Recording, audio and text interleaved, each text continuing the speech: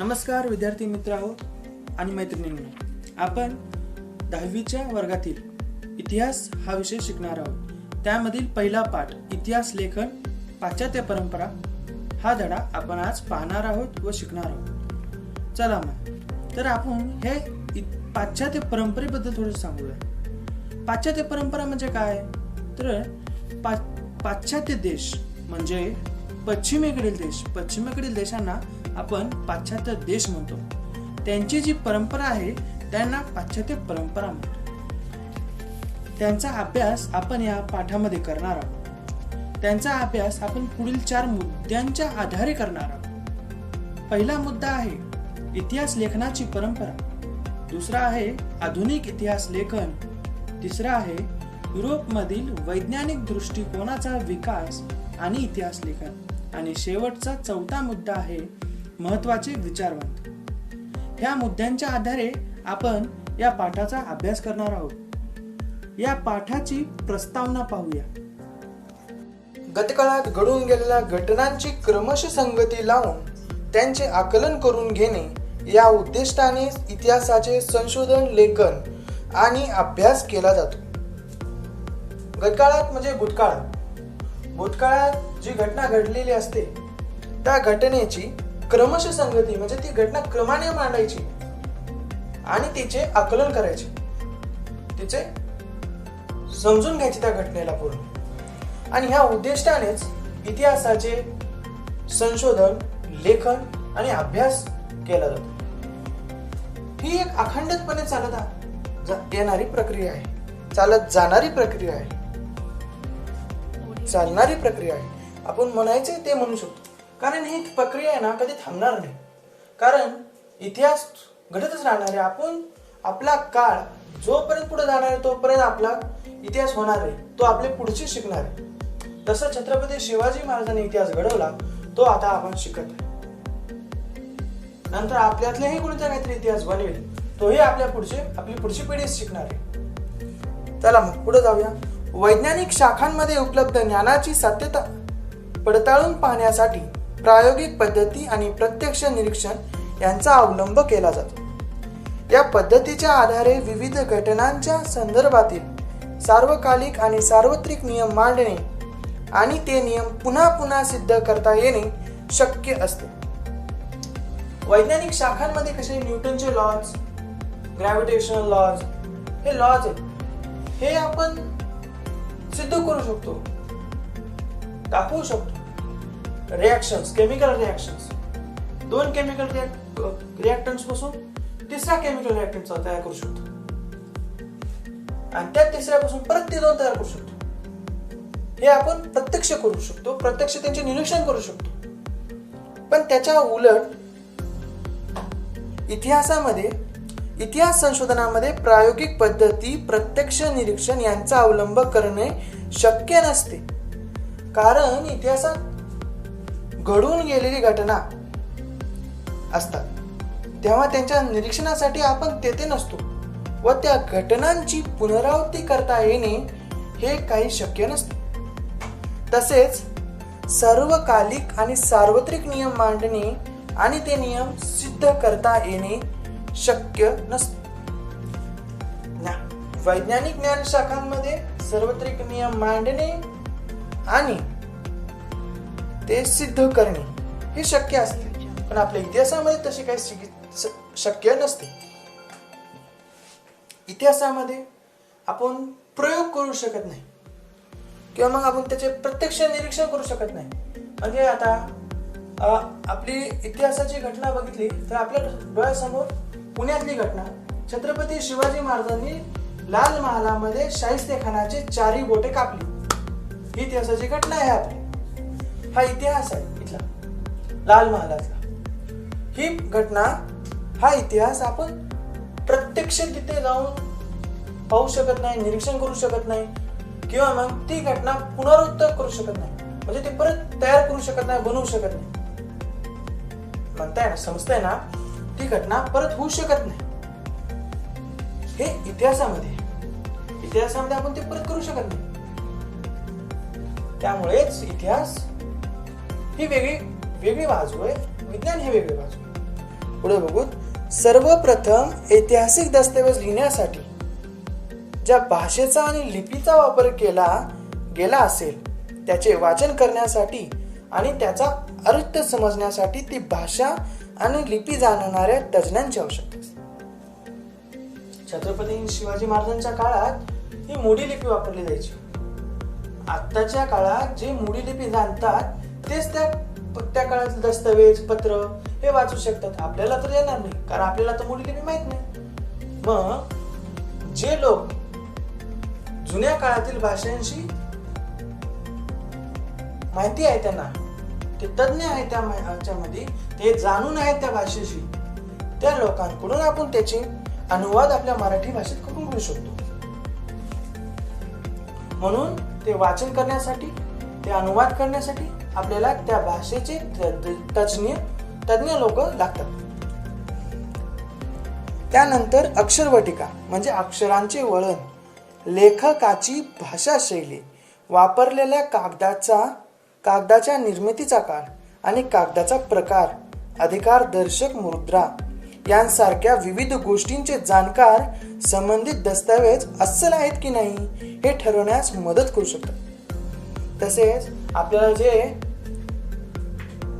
जे कागद सापडले आहेत ते कागद अस्सल आहेत का, कागदपत्र अस्सल आहेत का, दस्तऐवज अस्सल आहेत का, म्हणजे अस्सल म्हणजे खरे आहेत का, हे पडताळण्यासाठी सुद्धा तज्ज्ञांची आपल्याला मदत लागते.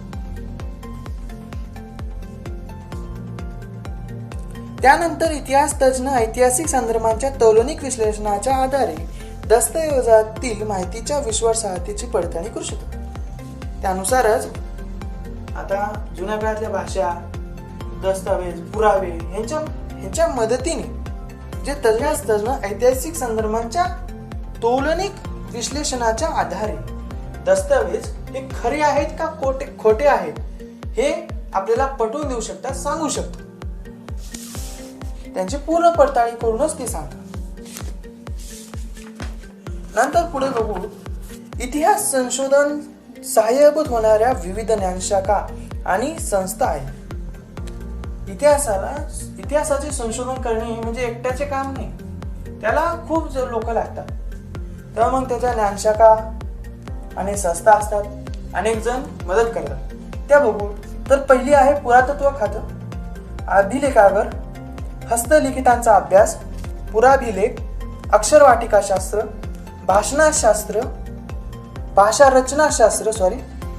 भाषारचनाशास्त्र, नाणकशास्त्र, वंशावळीचा अभ्यास इत्यादी. इतिहास संशोधन पद्धती. इतिहासाची मांडणी कशी करायची, उपलब्ध ऐतिहासिक माहितीचे संदर्भ तपासणे, जे आपल्याकडे माहिती उपलब्ध आहे त्याचे संदर्भ काय आहेत ते तपासायचे. नंतर मग ऐतिहासिक माहितीचे संकलन करायचे. संकलन म्हणजे ती माहिती गोळा करायची. ऐतिहासिक बदलांना कारणीभूत असणाऱ्या प्रक्रियांचे स्वरूप अधोरेखित करणे व त्यांचे तौलनिक विश्लेषण करणे. ऐतिहासिक बदलांना जे बदल झाले, मुघलांच्या विरुद्ध छत्रपती शिवाजी महाराज उभे राहिले, मुघलांचं राज्य संपवलं, हे बदल का झाले, कारण सामान्य जनतेवर अन्याय व्हायला लागला. ह्या असल्या प्रक्रियांचे स्वरूप अधोरेखित करायचे, त्यांचे तौलनिक विश्लेषण करायचे. नंतर तिसरा पॉइंट येतो, विशिष्ट ऐतिहासिक घटनांच्या उपलब्ध माहितीचे स्थलकालात्मक संदर्भ तसेच ऐतिहासिक अभ्यास पद्धतीच्या विविध संकल्पनात्मक चौकटीचे आकलन करून घेणे. म्हणजे त्या काळात जी घटना घडली, त्या काळात त्या ठिकाणी तिच्या संदर्भातली दुसरी कोणती घटना असेल, दुसरे कोणते पत्रव्यवहार असतील, दस्तऐवज असतील, त्यांच्याबद्दल विशिष्ट माहिती गोळा करायची. नंतर त्यांचा अभ्यास करायचा, त्यांना एका चौकटीमध्ये म्हणजे एका दृष्टिकोनातून, एका संकल्पनेतून त्यांचे आकलन करून घ्यायचे. नंतर चौथा पॉइंट आहे ऐतिहासिक संदर्भांशी निगडित योग्य प्रश्नांची मांडणी करणे. मग जे गोळा केलेली माहिती आहे, जे संदर्भ आहेत, ज्या आपण समजलो आहे त्यांच्या विषयी प्रश्न तयार करायचे, त्यांची मांडणी करायची, त्यांच्याशी संबंधित प्रश्न तयार करायचे निगडित. नंतर त्याच्या पुढचा पॉइंट आहे संभाव्य परिकल्पना मांडणी. मग आपली संभाव्य त्याच्याबद्दल अशी परिकल्पना मांडायची, संभाव्य परिकल्पना मांडायची. नंतर इतिहासाच्या साधनांचे चिकित्सक संशोधन करणे, म्हणजे त्या साधनांचे इतके संशोधन करायचे की त्या साधनाविषयी 10-20 तर पुरावे भेटल्याशिवाय शांत बसायचे नाही. ती गोष्ट खरीच आहे असे वाटावे इतके संशोधन करायचे. मित्र आपण 1.1 इतिहास लेखनाची परंपरा हा पहिला पॉइंट चालू करणार आहोत. त्यामध्ये बघूया, इतिहासात उपलब्ध पुराव्यांचे चिकित्सापूर्वक संशोधन करून भूतकाळात घडून गेलेल्या घटनांची मांडणी कशी केली जाते हे आपण पाहिले. अशी मांडणी करण्याच्या लेखन पद्धतीला इतिहास लेखन असे म्हणतात. अशा प्रकारे इतिहासाची चिकित्सापूर्वक मांडणी करणाऱ्या संशोधकाला इतिहासकार असे म्हटले जाते. इतिहासात उपलब्ध पुराव्यांचे जे चिकित्सापूर्वक संशोधन करून भूतकाळात घडून गेलेल्या घटनांची मांडणी करण्याच्या लेखन पद्धतीला इतिहास लेखन असे म्हणतात. आपल्याला पेपरमध्ये प्रश्न पडतात, इतिहास लेखन म्हणजे काय? तेव्हा आपण असं लिहायचं की इतिहासात उपलब्ध पुराव्यांचे चिकित्सापूर्वक संशोधन करून भूतकाळात घडून गेलेल्या घटनांची मांडणी करण्याच्या लेखन पद्धतीला इतिहास लेखन असे म्हणतात. आणि हे जो करतो, या अशा प्रकारे इतिहासाची जो चिकित्सापूर्वक मांडणी करतो त्याला आपण इतिहासकार, त्या संशोधकाला इतिहासकार असे म्हटले जाते. अर्थातच इतिहासाची मांडणी करताना भूतकाळात घडून गेलेल्या प्रत्येक घटनेची नोंद घेणे आणि तिचे ज्ञान करून घेणे इतिहासकाराला शक्य नसते. इतिहासाची मांडणी करताना इतिहासकार भूतकाळातल्या घटनांची निवड करतो. हे त्याला वाचकापर्यंत काय पोहोचवायचे आहे यावर अवलंबून असते. म्हणजे तो जो इतिहास लिहिणार आहे, तो इतिहासकार आहे, तो काय लिहिणार आहे हे त्याच्यावर अवलंबून असतो. त्याला वाचकांपर्यंत काय पोहोचवायचं आहे यावर तो इतिहास लेखन करत असतो. समजा जर कोणी एका राजाबद्दल लिहित असेल तर तो त्या राजाच्या संबंधित इतिहास लिहितो. दुसऱ्यांचा इतिहास तो नाही लिहित, दुसरीकडे काय झालं तो नाही लिहित. तो फक्त काय करतो, तो त्या राजापुरताच इतिहास लिहितो. याचाच अर्थ असा की वाचकापर्यंत काय पोहोचवायचंय यावर अवलंबून असते. पुढे बघूया, निवडलेल्या घटना आणि त्यांची मांडणी करताना अवलंबलेला वैचारिक दृष्टिकोन या गोष्टी इतिहासकाराच्या लेखनाची शैली निश्चित करते. जगभरातील प्राचीन संस्कृतीमध्ये अशा प्रकारे इतिहास लेखन करण्याची परंपरा नव्हती, परंतु त्या लोकांना भूतकाळाची जाणीव किंवा जिज्ञासा नव्हती असे म्हणता येणार नाही. कारण वडीलधाऱ्या व्यक्तींकडून ऐकलेल्या पूर्वजांच्या जीवनाच्या पराक्रमाच्या गोष्टी पुढच्या पिढीपर्यंत पोहोचवण्याची आवश्यकता त्या काळीही भासत होती. हे आपल्याला गुहाचित्रांद्वारे स्मृतींचे जतन, कहाण्यांचे कथन, गीत आणि पोवाड्यांचे गायन यांसारख्या परंपरेतून दिसून येते. यांसारख्या परंपरा जगभरातील संस्कृतीमध्ये अति प्राचीन काळापासून अस्तित्वात होत्या. आधुनिक इतिहास लेखनात त्या परंपरांचा साधनांचा स्वरूपात उपयोग केला जातो. तर आपल्याला इथे एक चित्र दिले आहे आणि वरती लिहिलं आहे, माहिती आहे का तुम्हाला, चौकोनामध्ये दिलं आहे आणि त्या चित्रामध्ये शिलालेख आहे. त्यामध्ये आपल्याला दिसत आहे पुढे एक सेनापती आहे, त्याच्या मागे त्याचे सैन्य आहे. सैन्यांच्या हातामध्ये ढाल आहे आणि भाला आहेत आणि ते एका शिस्तबद्ध रांगेमध्ये आहेत सर्व. आणि त्यांचा सेनानी, त्यांचा जो नेतृत्व करत आहे तो त्यांच्या समोर चालत आहे. चल आपण ह्याच्याबद्दल आपण थोडंसं माहिती करून घेऊया. ऐतिहासिक घटनांच्या लिखित नोंदी करण्याच्या परंपरेची सुरुवात मेसोपोटेमियातील सुमेर संस्कृतीमध्ये झाली असे सद्य परिस्थितीत म्हणता येईल. सुमेर साम्राज्यात होऊन गेलेले राजे, त्यांच्यामधील संघर्षाच्या कहाण्या यांची वर्णने तत्कालीन शिलालेखांमध्ये जतन केलेली आहेत. त्यातील सर्वाधिक प्राचीन शिलालेख सुमारे 4500 वर्षापूर्वी सुमेरमधील 2 राज्यांमध्ये झालेल्या युद्धांची नोंद करणारा असून तो सध्या फ्रान्समधील लुव्र या जगप्रसिद्ध संग्रहालयात ठेवलेला आहे. मित्रहो, आपण दुसरा पॉइंट पाहणार आहोत, आधुनिक इतिहास लेखन. आधुनिक इतिहास लेखनाच्या 4 पद्धती असतात, प्रमुख 4 पद्धती असतात, त्या सांगितल्या जातात, त्या पेपरला विचारतात. आपण त्यांचा अभ्यास करणार आहोत. त्यातली पहिली पद्धत आहे, ही पद्धत शास्त्रशुद्ध आहे. तिची सुरुवात योग्य प्रश्नांची मांडणी करण्यापासून होते. हे प्रश्न मानव केंद्रित असतात, म्हणजेच ते भूतकाळातील विविध मानवी समाजाच्या सदस्यांनी विशिष्ट कालावधीत केलेल्या कृती संबंधी असतात.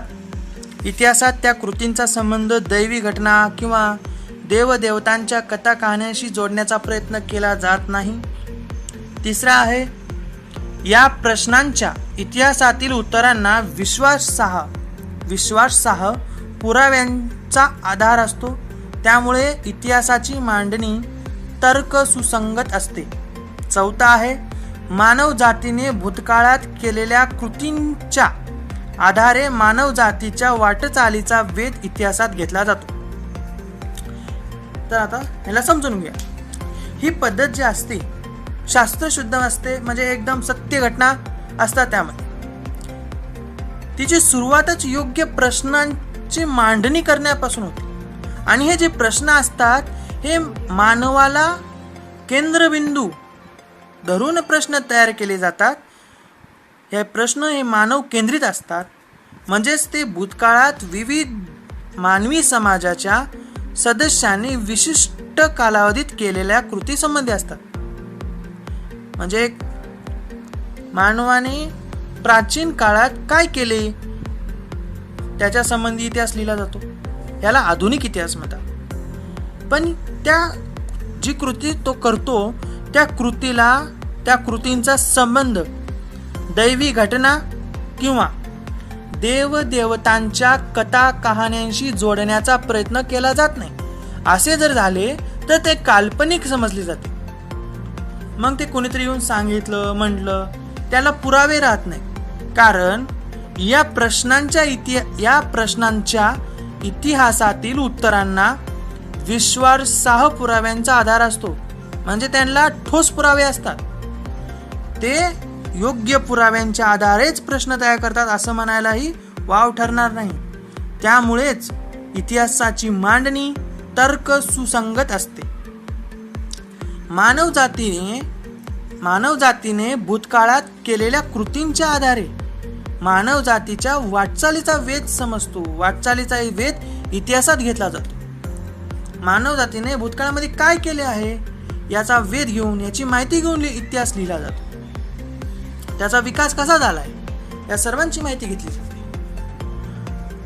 वरील वैशिष्ट्यांनी युक्त असलेल्या आधुनिक इतिहास लेखनाच्या परंपरेची बीजे ही प्राचीन ग्रीक इतिहासकारांच्या लेखनात आढळते असे म्हणले जाते. तुम्हाला माहिती आहे का, हिस्ट्री हा शब्द कोणत्या भाषेतला आहे, कुठला आहे, कसला आहे? मी सांगतो. हिस्ट्री हा शब्द ग्रीक भाषेतील आहे. इसवी सन पूर्व 5व्या शतकात होऊन गेलेल्या हिरोडोटस या ग्रीक इतिहासकाराने तो प्रथम त्याच्या द हिस्ट्रीज या ग्रंथाच्या शीर्षकासाठी वापरला. आता मित्रो, तिसरा पॉइंट पाहूया.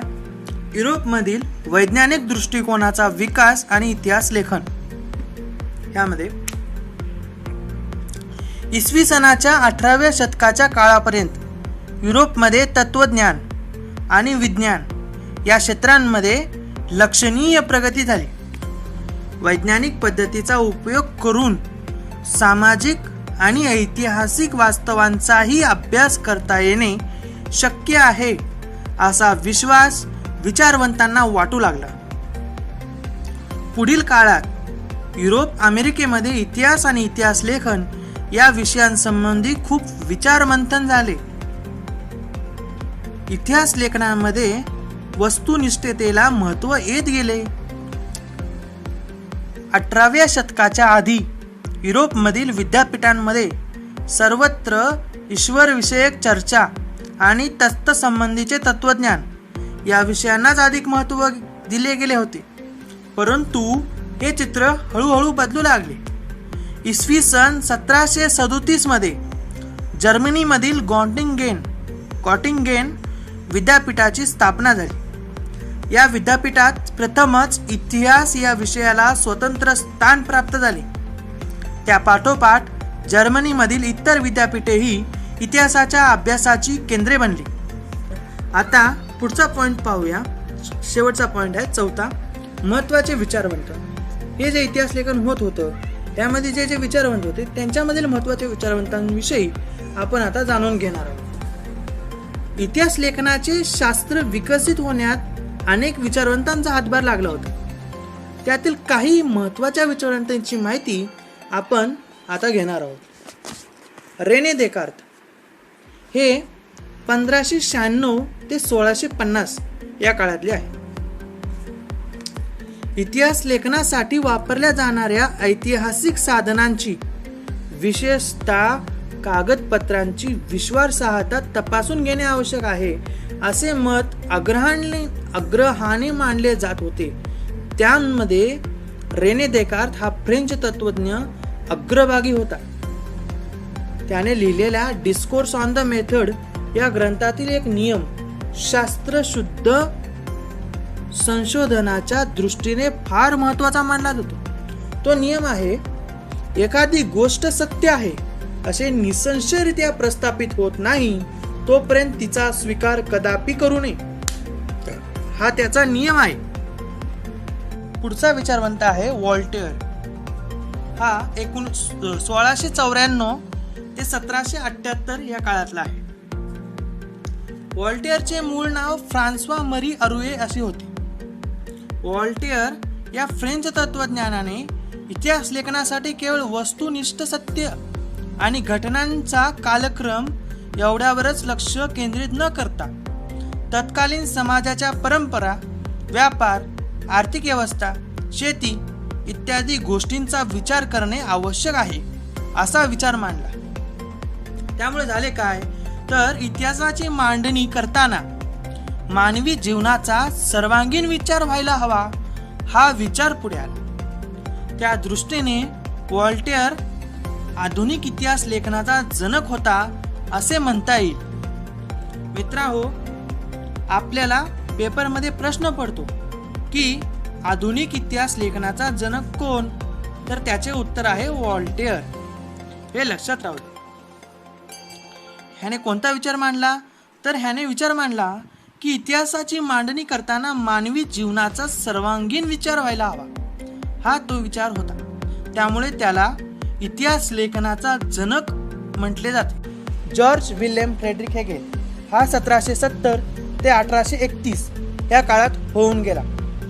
या जर्मन तत्वज्ञानाने ऐतिहासिक वास्तव तर्कशुद्ध पद्धतीने मांडले गेले पाहिजे यावर भर दिला. इतिहासातील घटनाक्रम प्रगतीचे टप्पे दर्शवणारा असतो. त्याचबरोबर इतिहासाची मांडणी इतिहासकाराला वेळोवेळी उपलब्ध होत असलेल्या पुराव्यानुसार बदलत जाणे स्वाभाविक असते असे प्रतिपादन त्याने केले. त्याच्या विवेचनामुळे इतिहासाच्या अभ्यास पद्धती विज्ञानाच्या पद्धतींपेक्षा वेगळ्या असल्या तरी त्या कमी प्रतीच्या नाहीत अशी अनेक तत्वज्ञांची खात्री पटली. एन्सायक्लोपीडिया ऑफ फिलॉसॉफिकल सायन्स या ग्रंथांमध्ये त्याची व्याख्याने आणि लेख यांचे संकलन आहे. हेगेलने लिहिलेले रिझन इन हिस्ट्री हे पुस्तक प्रसिद्ध आहे. हेगेलने ऐतिहासिक वास्तव तर्कशुद्ध पद्धतीने मांडले गेले पाहिजे यावर भर दिला. त्याच्या मते इतिहासातील घटनाक्रम प्रगतीचे टप्पे दर्शवणारा असतो. त्यामुळेच इतिहासाची मांडणी इतिहासकाराला वेळोवेळी उपलब्ध होत असलेल्या पुराव्यानुसार बदलत जावी लागते. हे स्वाभाविक आहे असे त्याने प्रतिपादन केले. त्यामुळेच इतिहासाच्या अभ्यास पद्धती विज्ञानाच्या पद्धतींपेक्षा वेगळ्या जरी असल्या तरी त्या कमी प्रतीच्या नाहीत असे त्याने सांगितले. आणि हे अनेक तत्वज्ञांना, अनेक विचारवंतांना सुद्धा हे पटले. एन्सायक्लोपीडिया ऑफ फिलॉसॉफिकल सायन्स या ग्रंथामध्ये त्याचे लेख आणि व्याख्याने संकलन केले आहेत.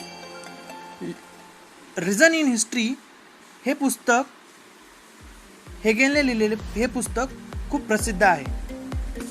जॉर्ज विल्यम फ्रेडरिक हेगेल हा 1770 ते 1831 या काळात होऊन गेला. या जर्मन तत्वज्ञानाने ऐतिहासिक वास्तव तर्कशुद्ध पद्धतीने मांडले गेले पाहिजे यावर भर दिला. इतिहासातील घटनाक्रम प्रगतीचे टप्पे दर्शवणारा असतो. त्याचबरोबर इतिहासाची मांडणी इतिहासकाराला वेळोवेळी उपलब्ध होत असलेल्या पुराव्यानुसार बदलत जाणे स्वाभाविक असते, असे प्रतिपादन त्याने केले.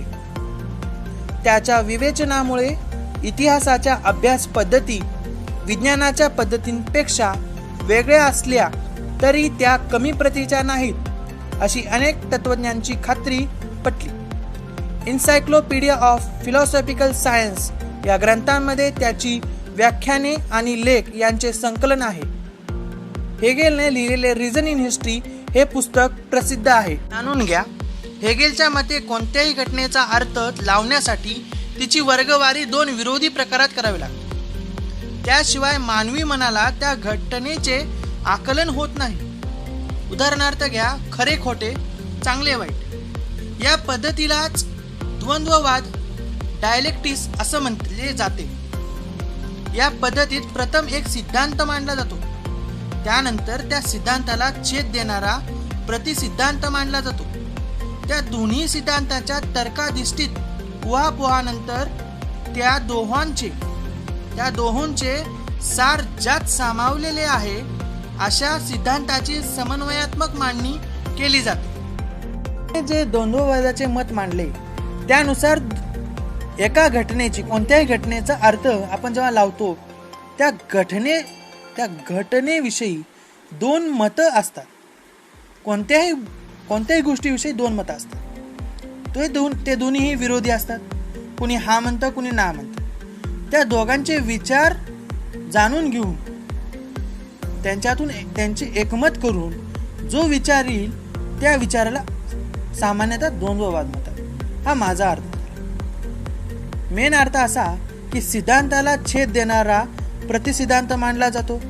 त्या दोन्ही सिद्धांताच्या तर्काधिष्ठित उहापोहानंतर त्या दोहोंचा सार म्हणजे त्या दोघांच्या विचारानंतर त्या दोघांचे विचार जिथे जुळतात, जिथे सामावलेले असतात अशा सिद्धांताची समन्वयात्मक मांडणी केली जाते. समजले? आता आपण पुढे वळूया. पुढचा विचारवंत आहे लिओपोल्ड वॉन रांके. हा 1795 ते 1886 या काळात होता. 19व्या शतकातील इतिहास लेखनाच्या पद्धतीवर प्रामुख्याने बर्लिन विद्यापीठातील लिओपोल्ड वॉन रांके यांच्या विचारांचा प्रभाव होता. त्याने इतिहास संशोधनाची चिकित्सक पद्धती कशी असावी ते सांगितले. मूळ दस्तऐवजांच्या आधारे प्राप्त झालेली माहिती ही सर्वाधिक महत्त्वाची आहे यावर त्याने भर दिला. तसेच ऐतिहासिक घटनांशी संबंधित असलेल्या सर्व प्रकारची कागदपत्रे आणि दस्तऐवज यांचा कसून शोध घेणे अत्यंत महत्त्वाचे असल्याचे त्याने सांगितले. अशा पद्धतीने ऐतिहासिक सत्यापर्यंत पोहोचता येणे शक्य आहे असा विश्वास त्याने व्यक्त केला. इतिहास लेखनातील काल्पनिकतेवर त्याने टीका केली. त्याने जागतिक इतिहासाच्या मांडणीवर भर दिला. The theory and practice of history आणि the secret of world history या 2 ग्रंथांमध्ये त्याच्या विविध लेखांचे संकलन केले आहे. विचारवंत आहे कार्ल मार्क्स. कार्ल मार्क्स हा खूप मोठा विचारवंत आहे. याच्या सिद्धांतांमुळे काही देश बनले आहेत स्वतः. त्याचं एक उत्तम उदाहरण सांगायचं झालं तर चीन हा ह्या कार्ल मार्क्सच्या सिद्धांतांमुळे तयार झालेला देश आहे. हा 1818 ते 1883 या काळामध्ये होऊन गेला. 19व्या शतकाच्या उत्तरार्धात कार्ल मार्क्स याने मांडलेल्या सिद्धांतांमुळे इतिहासाच्या दृष्टिकोनात महत्त्वाचा बदल घडवून आणणारी वैचारिक प्रणाली अस्तित्वात आली. इतिहास अमूर्त कल्पनांचा नसून जिवंत माणसांचा असतो.